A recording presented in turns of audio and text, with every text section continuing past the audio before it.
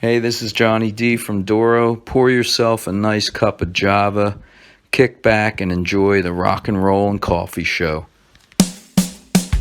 And now you are listening to the Rock and Roll and Coffee Show. Here are your hosts, Joe and Nick. Welcome to episode number 14 of the Rock and Roll and Coffee Show. I'm Joe with Nick. What's up, Nick? Joe? What's up, man? What's going on? Doing all right? So far, so good. How about you? Doing well. Things are moving along with the show. We're on episode number 14. If you like the show, follow us on Facebook and Instagram. You can find us there. Follow, share. You know the deal. All right, on tonight's show, we have another guest. Another guest? Yeah, a very special guest tonight. We have Mark Knight, founding member of the band Bang Tango. Remember Bang Tango? Yeah, I remember Bang Tango. They were one of the better bands in that era. They were. The late 80s, yeah. Mm-hmm. I think around 89 they came out, somewhere right around 88, there. Yeah, 88, 89, somewhere around there. But yeah. So I've been looking forward to talking with Mark about all kinds of things. He's got his own thing going on right now called Mark Knight and the Unsung Heroes. Yeah. We'll talk about that. Talk about Bang Tango, of course, and we'll talk about whatever else we want to talk about. Now, he started Bang Tango, right? He put it together. I believe he was a founding member. Yeah. Maybe you can ask him. I'll ask him that. All right, let's give him a call. Give him a call.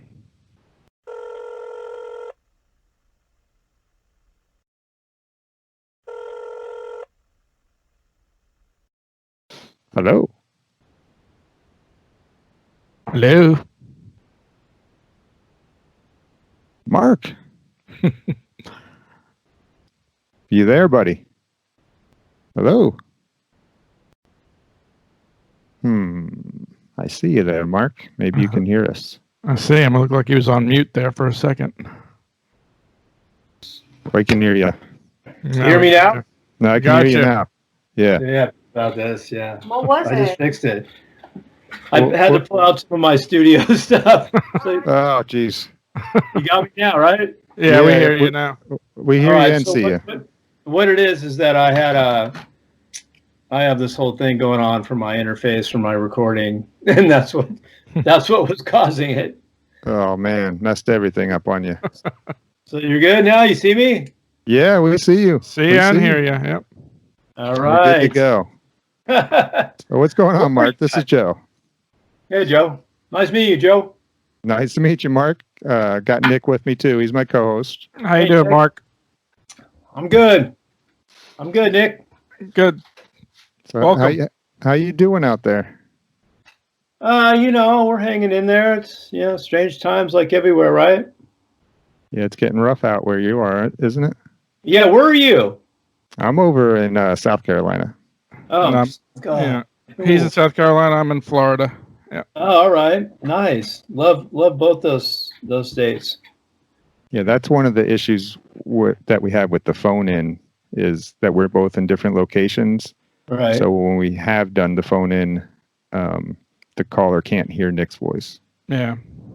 And we can't get that figured out. So my problem was I have this interface set up for my Pro Tools recording. I'm doing a record through my laptop, and it all goes through this whole system here, a recording system, and that's what was causing the problem. Yeah. What kind of interface you got? What are you using? It's a Behringer.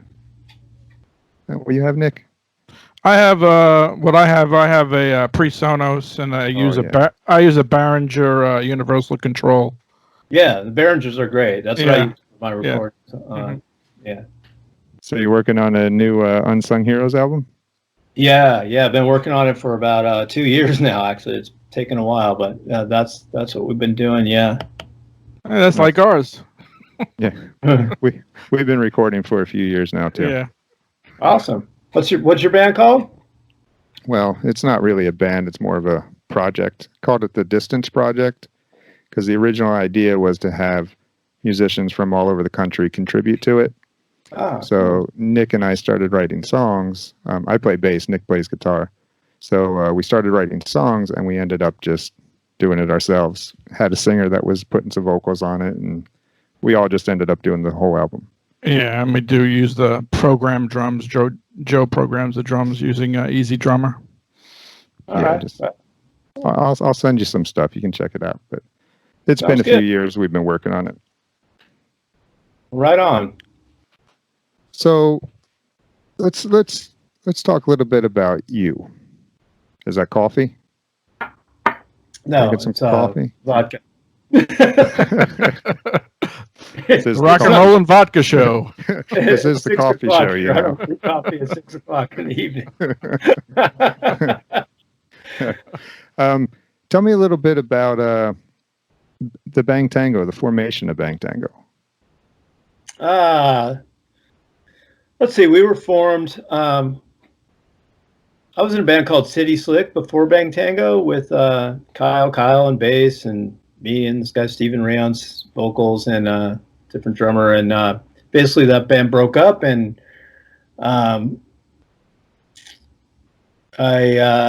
me and Kyle, I figured want to put something together, a new band kind of, and me and Kyle just like decided to put this band together. Basically, find some guys that we knew that we trusted, and form a new band off of that. He came to the band City Slick and decided he wanted to quit, and I said, well, hey, let's talk about this for a minute. And basically I said, hey, why don't we, rather than you quit the band, why don't we reform the band in a different way? Because he was not having a good relationship with the vocalist at the time. So rather than me sticking with that band, I said, hey, why don't me and you just spin off, and I'll put something together around us, and we'll find a new singer and form a new band. And that was the start of Bang Tango. Mm-hmm. What year is that? What year did you guys form? That was probably 1987, 88, Okay. 88. It's probably 88. So you guys got signed pretty quick then after that, because your first album was out in what, 88? Always stay. You know, he was through other peeps. Our buddy Amir Rock had told us about this singer in San Diego, and we, I basically found another guitar player who I actually taught guitar, was Kyle Stevens. We grew up together, and I basically gave him guitar lessons, and he was just blossoming into this great guitar player. So I decided I wanted another guitar player. So I brought him in, and then I went through a bunch of different avenues to find Joe, our singer, and Mir Rock had tried out a bunch of singers for Rough Cut at the time, and I asked him who his top guys were that didn't make the cut, and he mentioned this guy Joe from San Diego, and I reached out and found him, and he was interested, and he came up, and he moved up from San Diego, and he was the singer, and then we put that together, and that's kind of how it started. Mm-hmm. Okay. Yeah, so that was around 88, 89. Kind of 88. To answer your question, once we got the initial 5 guys together, it happened pretty fast. We basically played a bunch of clubs in Hollywood, and found a really good entertainment lawyer, and 9 months later we got offered a deal. Mm-hmm. Okay. Now you guys were a little different than the rest of the group out there, I always thought. Yeah, you guys didn't fit the hair, if you want to call it hair metal, genre. You were you were a little different than what was going on at the time. Did you feel that way, or I mean, how did you guys fit in with the? I mean, different from what? There was a bunch of different bands out there at the time. There were, the whole Chili Peppers, Jane's Addiction, that whole alternative kind of sound. Right. There was the Sunset Strip with all the, glammy hair metal bands. I mean, so what particular part are you talking about? Well, I think you guys could have very well fit in with the whole scene coming out of Seattle pretty easily. Seattle wasn't really even, as far as the Seattle grunge sound at that point, was probably not even existent. It was existent, probably the underground. And that's what I'm saying. So So I all mean, those, we could have fit into that. I mean, we could have fit into a lot of different categories. We definitely were unique group of guys, and we didn't want to be a Sunset Strip, cock rocker, glam band, whatever. But we did have those influences. We loved Hanoi Rocks. We loved a lot of the glammy sort of, even like the Stones were kind of like that. There was that whole like mixed up of a lot of different influences to make Bang Tango. Then we were influenced by bands like the Chili Peppers and Jane's Addiction. Those were bands were like, we wanted to fall into that more alternative kind of rock thing that was happening at the time. But, we kind of got lumped into the hair metal, if you want to call it, scene, because we were playing those venues. We were playing the Whiskey and the Roxy and the, Gazaris at the time. So we did get lumped into that, but we were different. You're absolutely right. Yeah. When you guys were out there, when you first started, what were some of the things that you had to, I don't know how to ask it, what are some things that you faced that were struggles for you guys, if there were any? I mean, you got signed pretty quick, but what were some of the struggles that you faced out there? The struggles were, we weren't a glam band. We weren't tied into the Poison, Warrants, those type of, pretty boy, type of bands. And then we weren't getting any kind of respect really from, the bands like I said, Jane's Addiction and, Fishbone. There are a bunch of them. The Hangman. They all kind of alternative rock bands that were happening in LA at the time. So we were kind of stuck in the middle by like not really getting respect from either camp. Yeah. So those were our struggles, I would say. Yeah. Okay. We were a unique band. We had a mix of 5 different guys with a lot of opinions and a lot of attitude. So a lot of influences were going into this sound. And, one day some of the guys would want to be this way or that way or whatever. So it altered kind of how people interpreted us. Uh-huh. Yeah, I mean, you guys definitely had variety of sounds. I hear blues, funk, rock, just all over the board with Bang Tango, and I think that's part of what made you guys a great band. Yeah, there was a lot of influence. We love music, for the most part. All of us were, I don't know, we just kind of rebelled against a lot of the Hollywood kind of bands going on at the time. We just felt that it was all just kind of cheesy. And, we were from North Hollywood for the most part. And these bands in this scene at the time were Hollywood bands, even though 98% of them weren't from Hollywood, but 2 or 3 of us were original, like local LA guys, So we'd fight with that. And they'd be like, "Oh, you guys are from the Valley," and we'd be like, "Well, you're from Indiana." Like, not even close. What are you talking about? That's funny. It. Yeah. So you got your deal. Did you get on any big major tours? We basically went out and played clubs in the beginning, and we were selling them out right away. Because someone like you hit it on MTV, so that unlike a lot of other bands, we were like selling out like clubs across the country. Like we were just like boom, happened overnight. It just blew up, yeah. Yeah, because the video was pretty well put together and looked good, and I don't know, people like the song. Someone like you, and next thing you know, we're out on tour, and bam, like every night we're selling out. We were just like, whoa! It was a little over the top for us in the beginning. And then eventually, we wanted to strive for like a big, arena tour opening slot. And that was like really hard for us. It didn't come easy. We never really got it till the very end when we opened up for Rat and LA Guns, and we did our last kind of arena tour. Finally, we did some touring with like Bad English, or the guys from Journey. Yeah. And Journey, yeah. Yeah, it was kind of weird. We did we opened up for Cheap Trick on a little 3-week run. We did some dates with Bullet Boys, which were a lot of fun. Those were great. Theaters.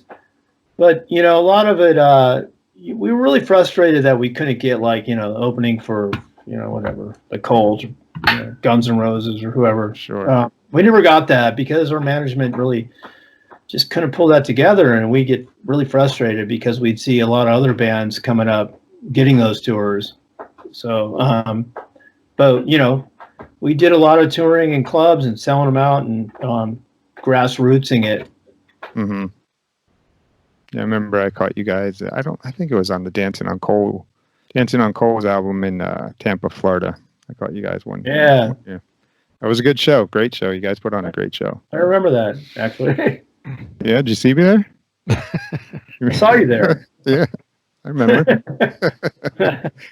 Yeah, no, that was a great show. Right on. So Someone Like You was like your first single and probably your biggest hit, correct? Yes. Okay. You remember writing that song? I'm sure you do, but do you remember that whole process of writing the song, and did you ever think it would become the hit? I remember writing the guitar intro and thinking, wow, this is, kind of interesting and different. And we kind of put it together as a band in the rehearsal, and it just sounded like a great song. At that time we were thinking every song was going to be a hit because we loved every song on the record, but it felt pretty strong. It was a good rocker, and the intro was really unique, I thought, and people like the band guys were like, "Wow, that's cool, man. Let's go from there." So we didn't know really what was going to be the single for the Psycho Cafe record, and it just seemed to lend its hand to like a commercial kind of catchy chorus, Yeah. Okay. After that, Dancing on Coals came along in what, 91? Yeah, about 91. Yeah. Okay. And then was there high expectations coming off of Psycho Cafe for that one? Oh yeah, huge. Because, we went through a lot of weird stuff. We ended up changing producers, and we were evolving as a band, and we wanted to do some different sounds and bring in, we started to get like a little over our head with like production, and, we wanted strings, we wanted background singers, and I'm a big Stones fan, and I kind of wanted to really elaborate the sound of the band and bring in some outside instruments, as well as the other guys. Me and Joe kind of wanted to really take it to another level, and I think we kind of passed up some of our fans a little bit because it wasn't quite as raw, not even near as raw as Psycho Cafe. So I think it kind of blew over people's head, but we were definitely happy with it. Yeah, that's kind of where it went. Didn't happen to add a bouzouki on that album, did you? What's that? You didn't happen to play a bouzouki on that album, did you? You know what a bouzouki is? Yeah. No bouzouki. No bouzouki. We visit the bouzouki. We tried to get Steve Martin to play banjo on it. Banjo. He turned us down. Why? Why did you do that? He's a banjo player. He turned us down. Yeah. That son of a bitch. Yeah.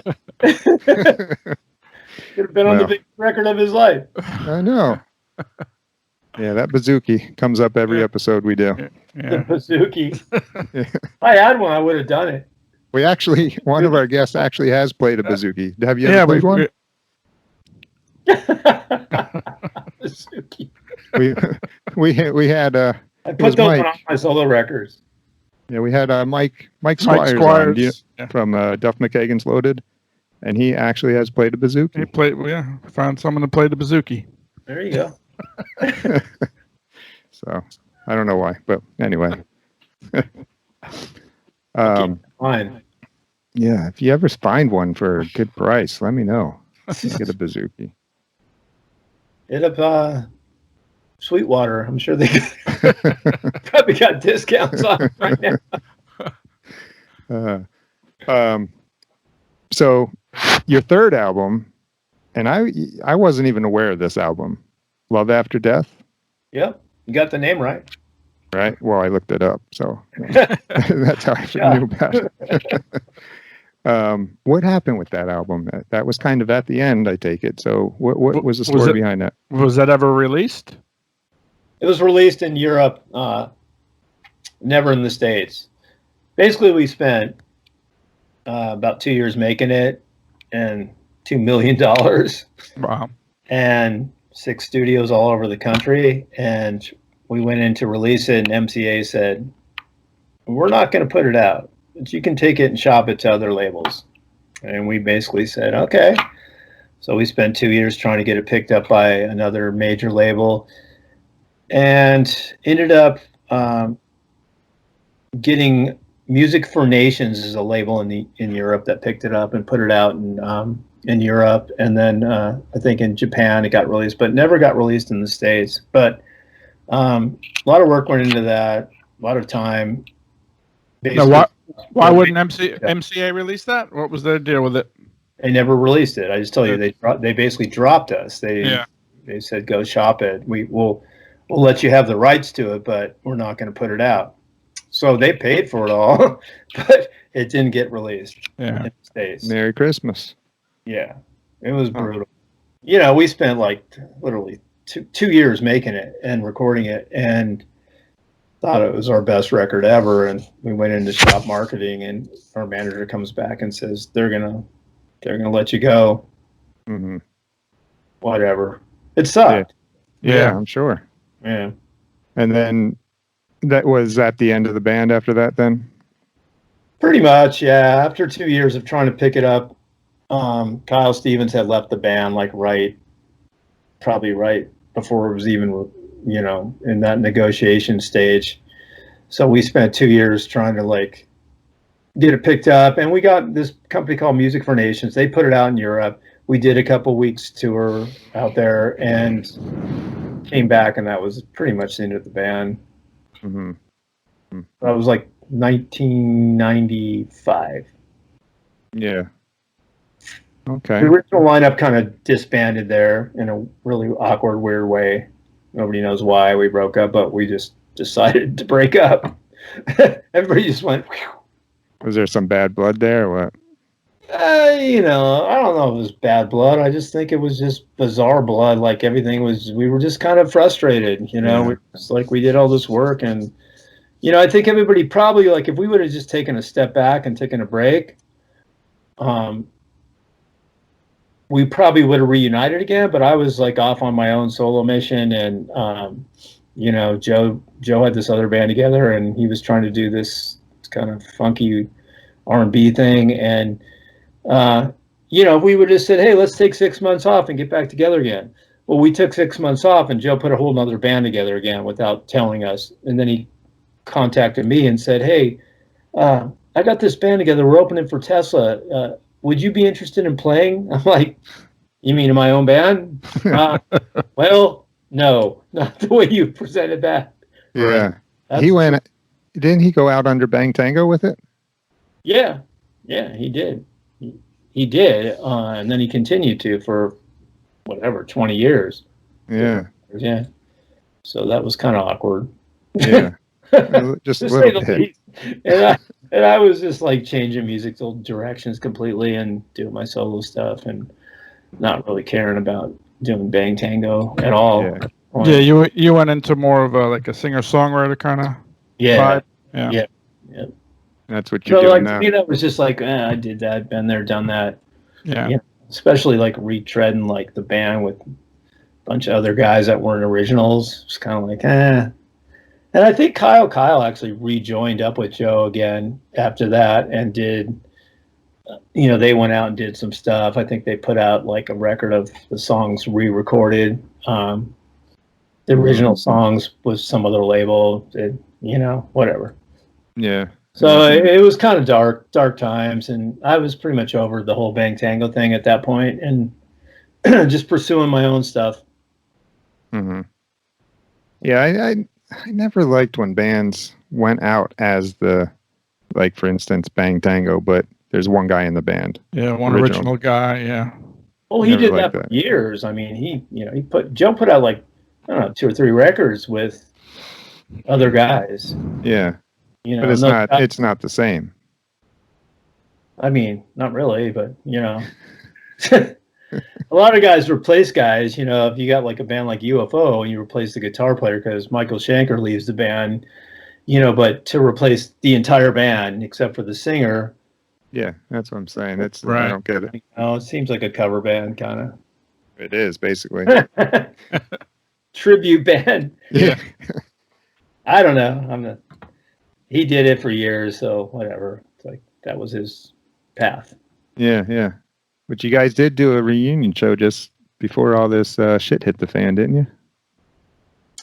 Yeah, we reunited again after all these years, like over 30 years or whatever, and we went out and played the Whiskey January 25th this year. Yeah. So yeah, that was cool. You know, all original guys. We all got back together again. We tried to like figure it out, and a couple rehearsals, and then went out and did a great show. Sold out. We sold out the Whiskey where we started, and good vibes. It was a lot of fun. Anything coming off of that show? Doing anything else? Or Well, we planned to do M3. We were booked for M3 in Maryland, but you know that got postponed because of COVID-19, and it's supposed to happen in September. So we're still waiting to see if that's going to happen. But you know, we plan to do some more shows. You know, I mean, basically, like, you know, the original lineup got back together again, and we decided to like go out and do some shows again. And the plan was just basically, you know, play some weekend one-offs in different states, no touring, but just go out and play again and give some of the fans the music again. And we got shut down from all this, you know, like everybody else. Yeah. Any chance of any new material coming out? No, I'm just doing my own record right now. Yeah. I'm not like I'm in the process of recording a record of my own, my fifth solo record. Actually, it's my sixth. I actually got a lot of the guys in the band to play on it. Actually, all of them except Joe, because I'm singing on it. Yeah. you could do some backups. It's funny that was mentioned by Kyle Stevens. Goes, hey, why don't you get Joe to come by? I'm like, well, maybe. Be fun. We'll see. Yeah. So I'm busy doing that. You know, we were thinking about writing some stuff. We keep throwing the ideas around, but I don't know. Like the guys live in different states. We could do it all like online and stuff, but you could call it the Distance Project.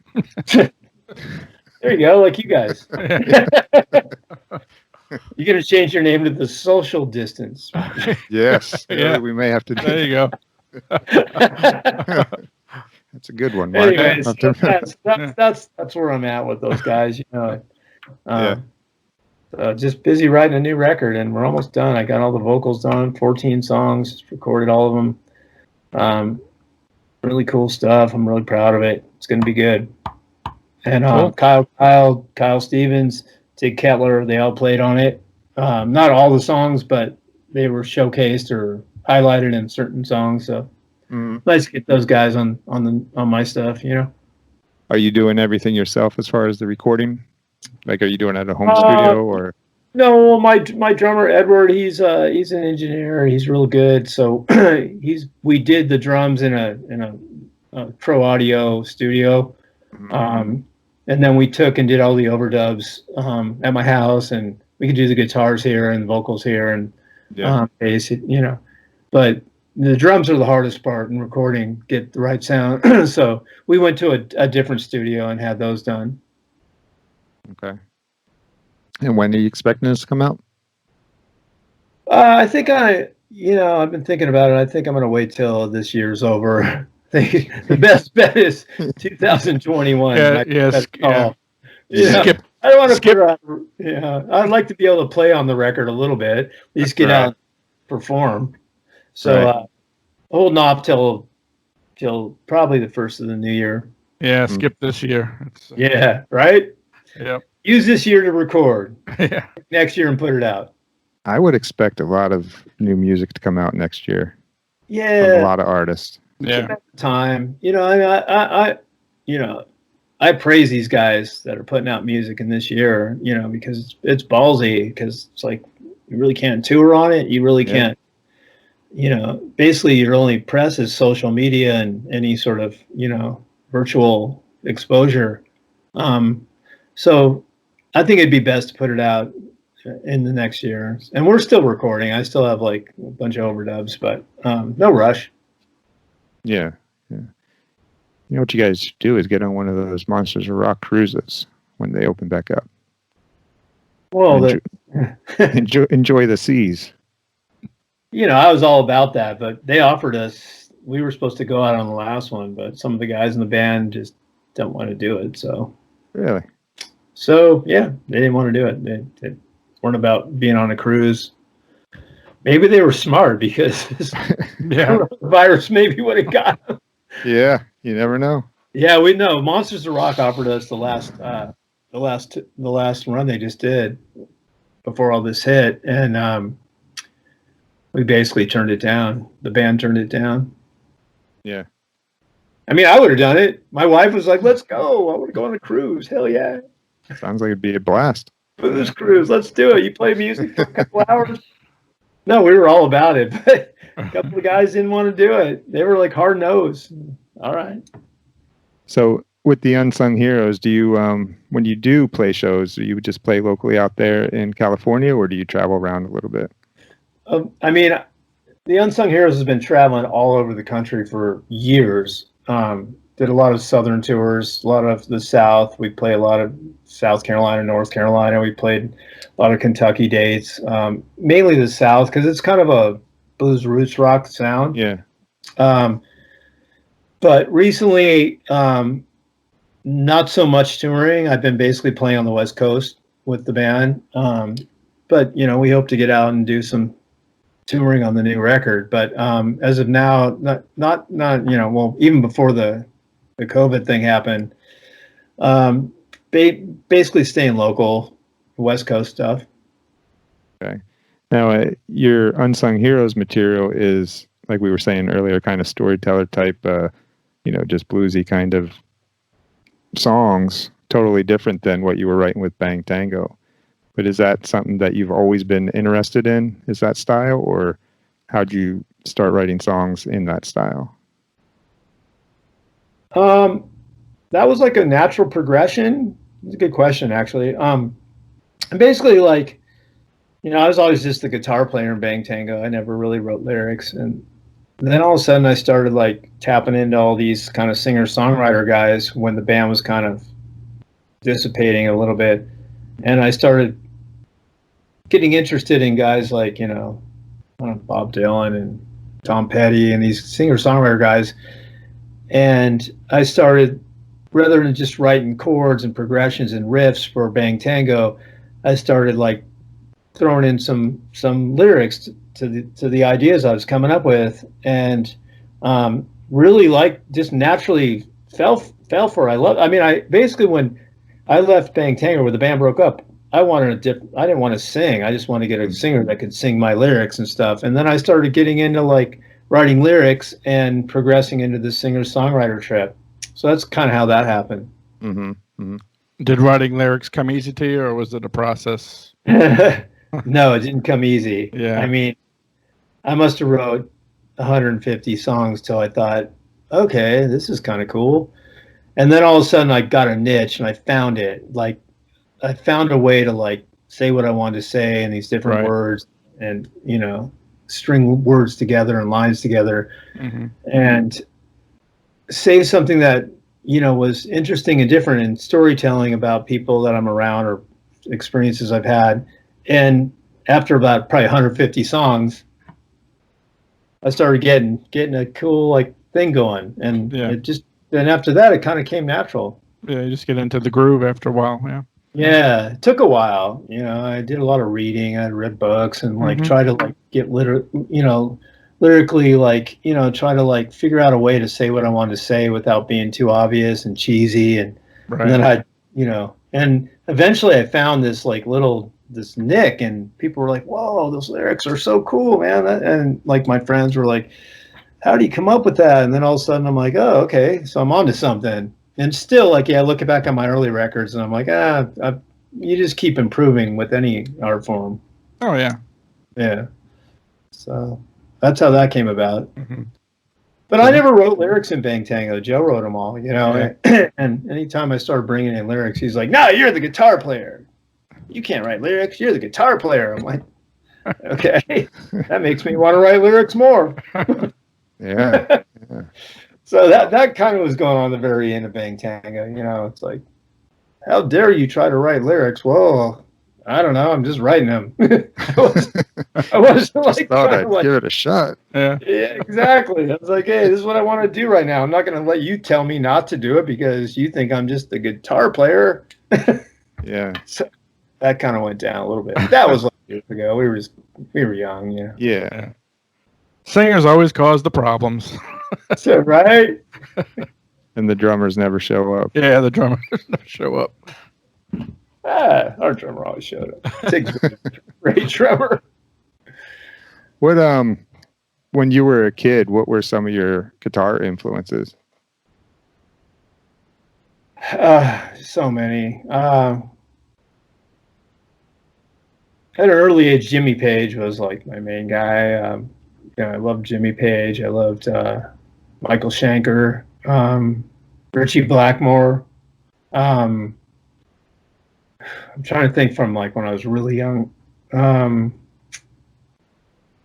Gary Moore, I loved. Eddie Van Halen.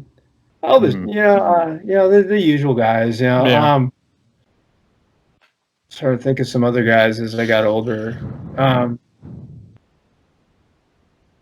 Michael Schenker was a big influence, like early UFO records. Did you ever end up meeting him later on in your career? Yeah, I did. We toured together because he was playing in Rat when we did our tour with them, and he was like in Contraband, this band they put together. Yeah, I remember them. He ended up playing with Rat, and I mean, we hung out every day. It was like a dream, and I played his guitars, and we went to lunch and stuff. I was like, yeah, I had you frame posters in my bedroom growing up. And Jimmy Page was like, one of my favorites as a kid. Never met him. And then Keith Richards, like I got older, I love Keith. Like he's like one of my favorite all around artists. Like not just for his guitar playing, but for his whole entire attitude, everything about him, his vibe, his style, his singing, he's like an overall just big influence. And then newer guys, I love Warren Haynes from Government Mule, Stevie Ray Vaughan. There's some Jeff Beck, a million, all the greats. Yeah. Cool. Hey, Mark, let me ask you this. Do you like trivia? I'm not that great at it, but go ahead. You want to play some trivia? I suck at it, but all right. It's time for the Rock and Roll and Coffee Show trivia game, where we'll quiz our contestants on music and movie trivia from the 70s, 80s, and 90s. The first contestant to answer 3 questions correctly wins.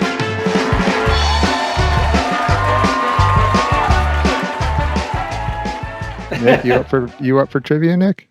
I'm up for trivia. Yeah, after I'm last terrible. week's debacle. I'm gonna fail, but okay, go ahead.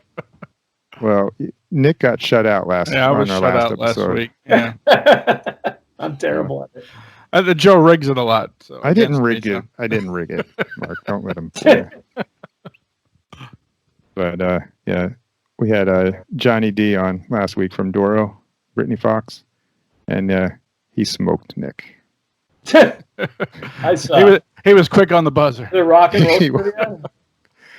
Yeah. We'll just rock trivia. Pretty easy questions. All right, hit it. All right, you ready? I'm ready. You ready, Nick? Ready. Okay. I'm not going to rig it, Nick. Okay. What was the first song on Dancing on Coals by Bang Tango? The first song? Yeah, on the record. Oh, jeez. Couldn't tell you. Hold on. Mark, you're supposed to know this. I was The trying to first rig song it. on the record, the leads off the record. Holy shit. Yeah, Soul to Soul. correct. Yeah! 1 point for Mark. Uh, Yep.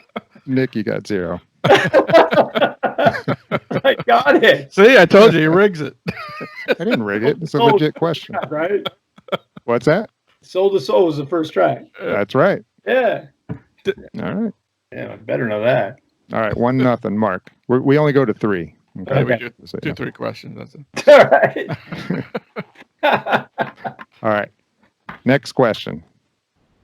The band called Loudness came from which country? Japan. Oh, Nick's quick. Woo! That's Hey. correct. All right, he won. No one. What was the band called again? Loudness. Oh, Loudness. Yeah, Japan. Duh. Yeah. I saw them when I was like 18 years old. All right. You ready? Yep. Uh-huh. What Australian band uses a giant bell and cannons in their stage Take show? it easy. There Correct. you go. I All right. won. He's quick. You got one more. One more, Mark. Okay. All right. You ready? What was the EP that came out before Psycho Cafe?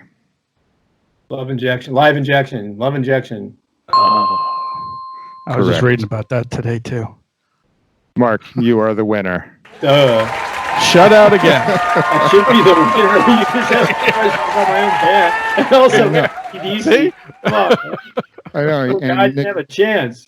Nick thinks I rig it. Come on, Nick. All right, what do I get? What's the trophy? You A get bazooki. a bazooka. Ah, yeah. No, Right on. for being a good contestant, Mark, I will send you a Rock and Roll and Coffee Show coffee mug. Awesome. I don't even have one of those. Yeah, I know you don't. You haven't won. Hey, so Mark, you're writing a lot of songs out there. What else are you doing out there besides music? Is there any other hobbies you got out there? I surf. I'm a surfer.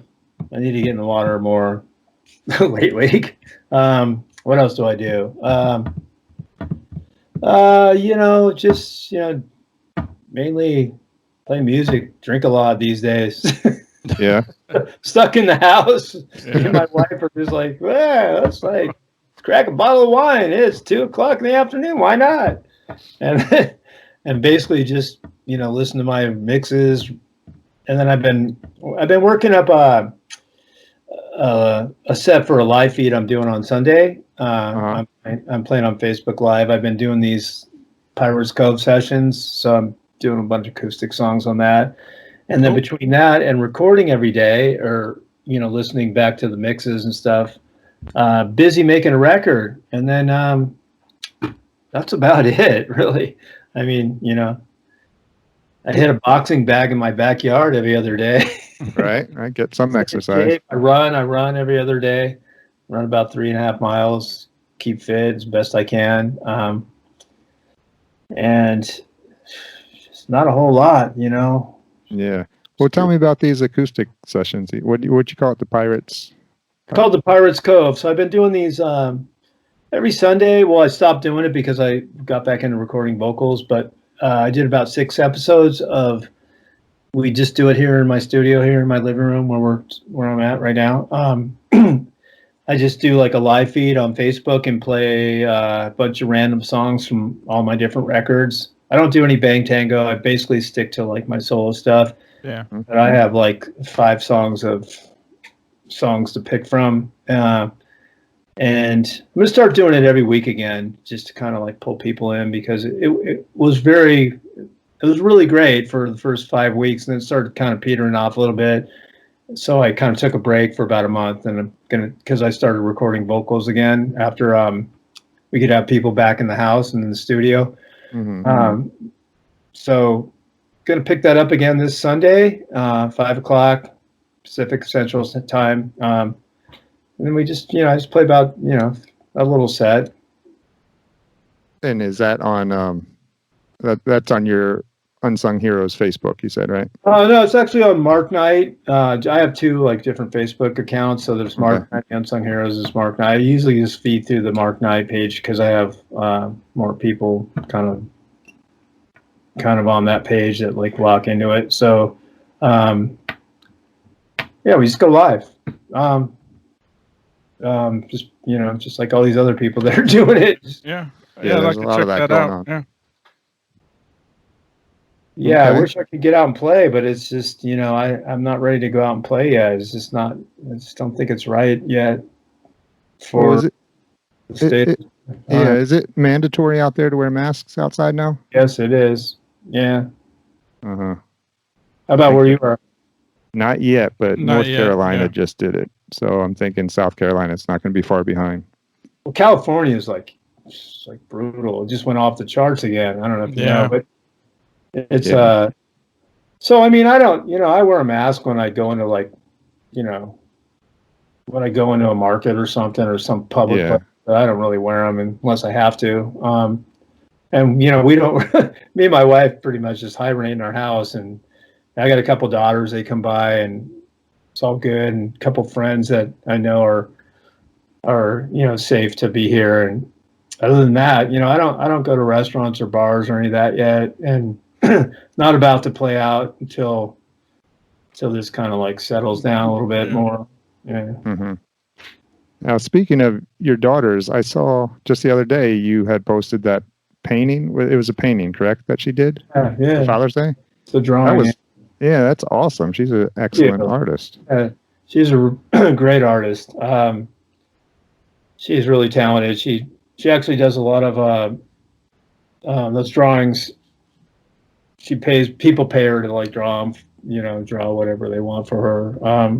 But she did that. That's a picture of me and her when she was little, and she's great. Yeah. And then my other daughter, Scarlett, she's a musician. She has a record deal. She's 18 and was in a band called Rosedorn. They put a record out and did a bunch of touring before all this happened. So she's an achieving musician, actually. What does she do? Plays guitar and sings. Okay. Yeah. Nice.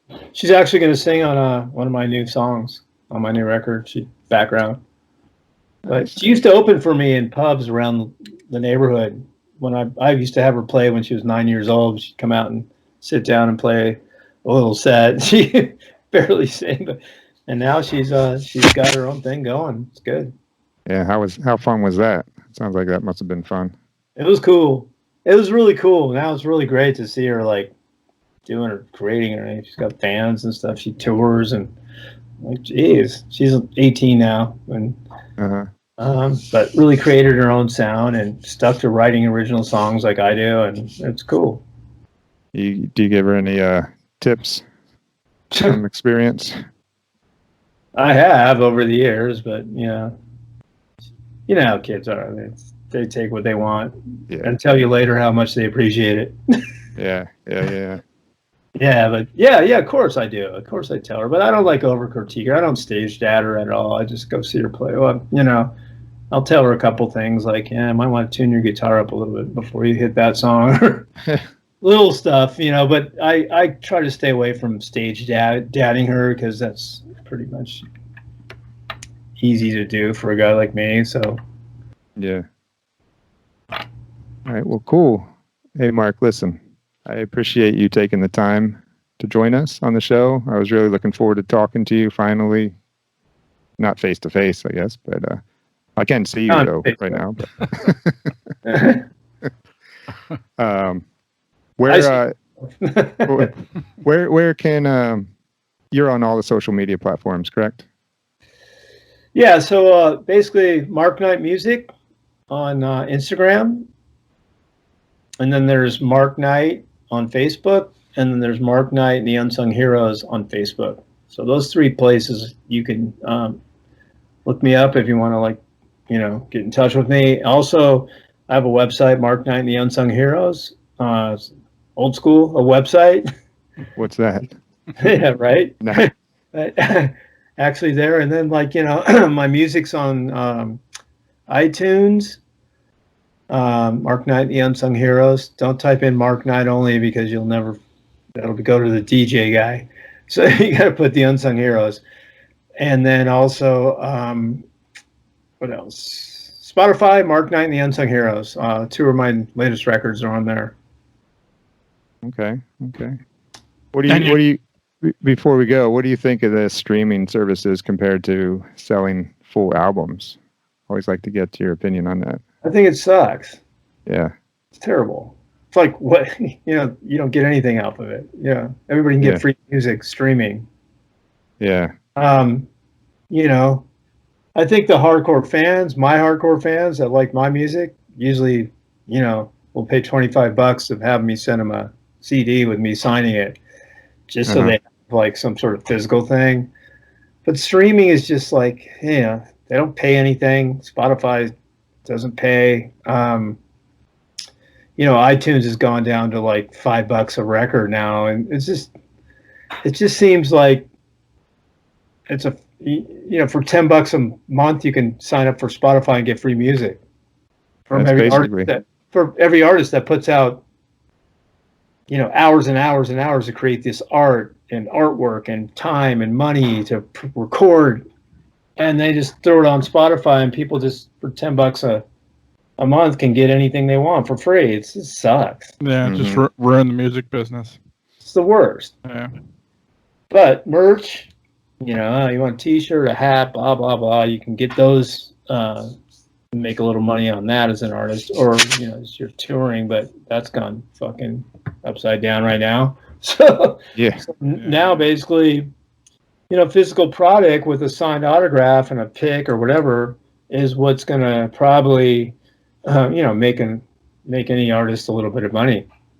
I think I was saying I was cutting the show off, but now we're coming back to some more questions because we can. Sure, I'm here. I haven't gone anywhere. Yeah. I just saw an article recently about Live Nation cutting some funds or something like that. Did you read that?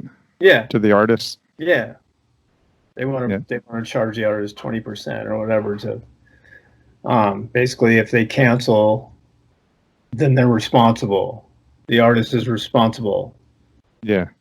Yeah, it's like that's bullshit. It's like you just can't win. Like, how many more people are going to gouge musicians for making money? It's just like you're just cutting us off. It's like, what are we going to do now? Like, we're all going to be construction workers and make music for free for everybody, so they can be like, yeah, blah blah blah. It's gotten really bad.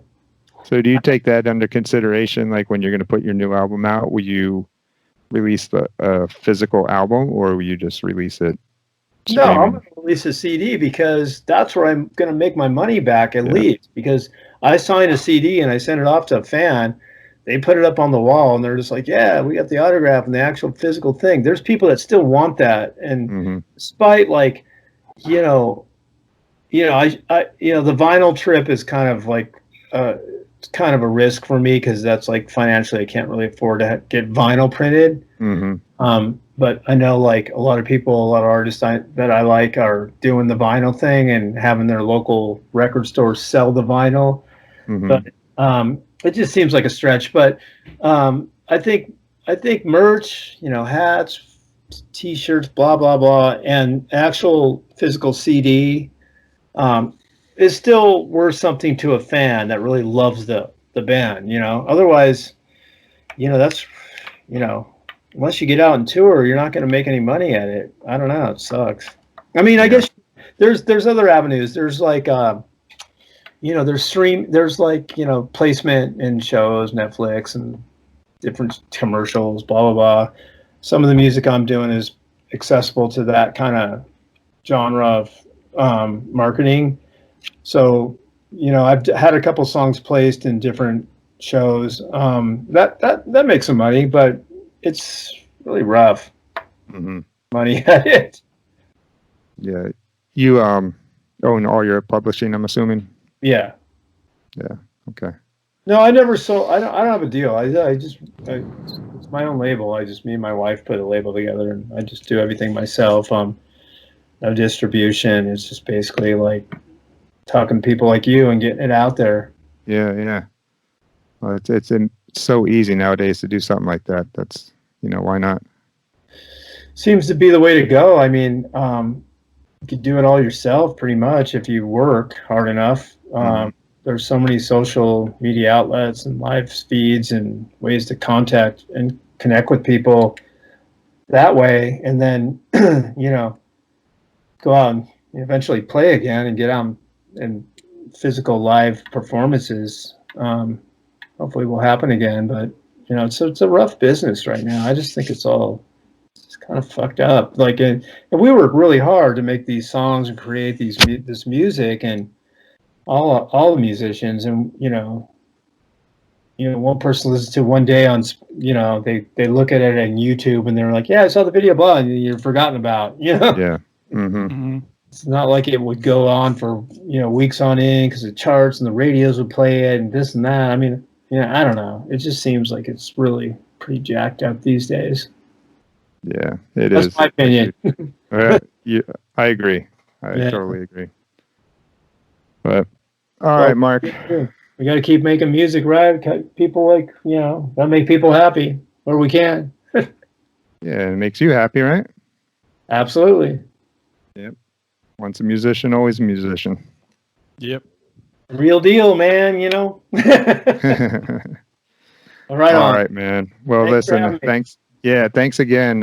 When you get that album out or whenever you want to come on again, just hit me up. Let me know. We'll bring you back on, okay? Appreciate you guys having me. All right, Mark. You take care. Thanks for coming on, Mark. Thank you. Take care. All right. See ya. Peace. That's all for this week. Join us next week for another episode of the Rock and Roll and Coffee Show podcast. Available on all your favorite podcast listening platforms.